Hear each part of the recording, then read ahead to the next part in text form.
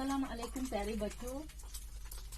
कल हम डिस्कस कर रहे थे कि जो ब्रिटिशर्स की पॉलिसीज थी उसमें हर तरह के लोग इफेक्ट हुए, चाहे वो किंग हो, क्वीन हो, पीजेंट हो या सिपाही हो, यानी हर तरह के लोग उसमें इफेक्ट हुए। हर तरह के लोगों को इफेक्ट किया है उस पॉलिसी ने।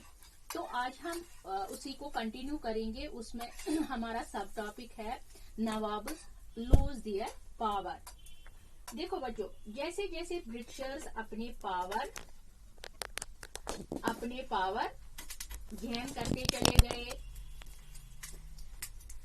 कहाँ पे? इंडिया में जो यानी जो इंडियन नवाब थे,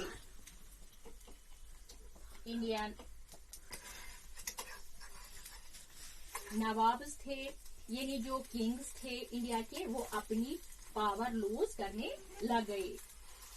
सो the power and authority of Indian king started deteriorating.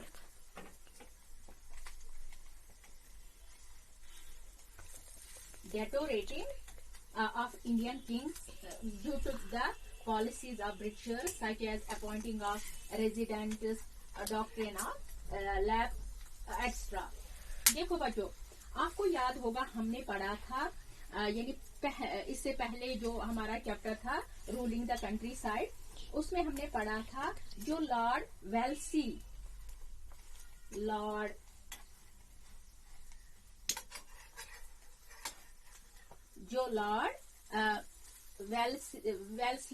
थे। तो उन्होंने क्या किया, लॉर्ड वेल्सले ने क्या किया, उसने एक कंसेप्ट वो लेके आए ऑफ रेजिडेंट्स।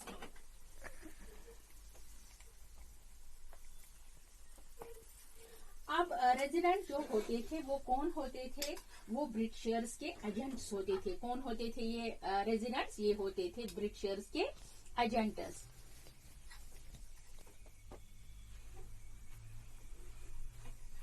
जो इंडियन किंग्स के कोर्ट में होते थे, और वो क्या करते थे, उनके हर पर्सनल यानी मैटर जो उनका होता था उनमें इंटरफेयर करते थे, यानी जो रेजिडेंट्स थे। अब ये रेजिडेंट्स कौन थे? ये थे ब्रिटिशर्स के एजेंट्स। ये जो इंडिया के जो किंग्स थे उनके हर मामले में ये इंटरफेयर कर रहे थे, यानी ब्रिटिशर्स के दौर में।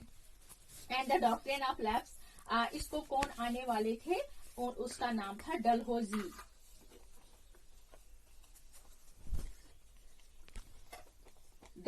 था उसका नाम, जो ये डॉक्ट्रिन ऑफ लैप्स ले आए।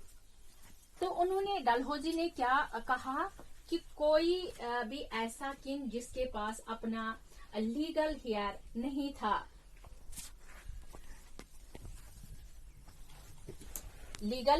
था, उसके टेरिटरी को छीन लिया जाएगा।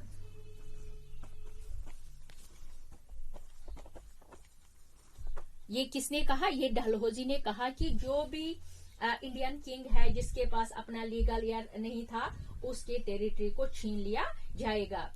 इसलिए ऐसी बहुत सी पॉलिसीज बन गई थी इंडिया में, जिसकी वजह से जो इंडियन किंग्स थे उनकी जो पावर थी, जो अथॉरिटी थी, वो डॉक्ट्रिन होने लग गई थी। वो डेटोरेट होने लग गई थी। इनकी पॉलिसी, जो इंडियन किंग्स थे उनकी पॉलिसी जो थी, यानी जो उनको पावर था या जो इनकी अथॉरिटी थी इंडियन किंग्स की, वो डेटोरेट होने लग गई थी।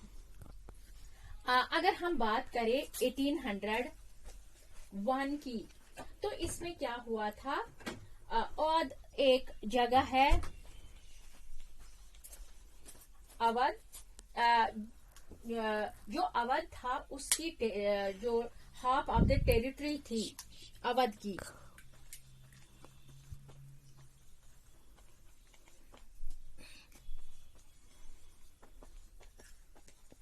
जो हाफ, अगर हम 1801 की बात करें, जो अवध था उसकी जो हाफ ऑफ द टेरिटरी जो उसकी थी, किस वजह से ली गई थी, यानी किस वजह से वो छीन ली गई थी? Because of subsidiary alliance.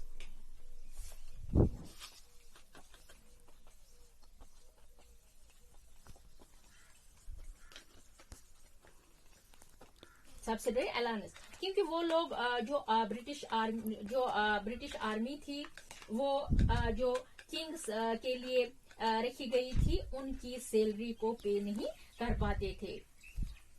And not only this but in 1856 में क्या हुआ, जो लॉर्ड डलहौजी ने क्या किया 1856 में, उसने 1801 में जो लीगल जो किंग्स के पास, इंडियन किंग्स के पास जो टेरिटरी थी वो छीन ली गई थी। फिर उसने क्या किया, डलहौजी ने 1856 में उसने क्या किया कि जो मिस गवर्नमेंट का बहाना था, मिस बहाना बनाकर अवध का जो सारा टेरिटरी था वो एक्वायर कर लिया। एंड ब्रिटिशर्स ने एक काम और किया, वो ये था, पहले ये रूल किया करते थे, रूल था इनका कि ब्रिटिशर जितने भी कॉइन्स मेंट करते थे, यानी जितने भी वो सिक्के बनाते थे, उन कॉइन्स के ऊपर इंडियन किंग्स की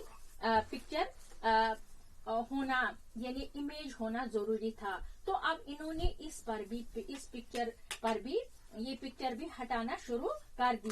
ये किसके दौर में हुआ, ये जब डलहौजी आया उसने 1856 में ये सारा किया कि उसने सारा जो अपना जो इंडियन किंग्स का जो सिक्के बनाते थे उनकी जो पिक्चर थी वो उन सिक्कों पे थी, लेकिन जब डलहौजी आया उसने फिर ये सारा बंद किया। बच्चों ये था आज हमारा टॉपिक, इंशाल्लाह कल पढ़ेंगे इससे आगे।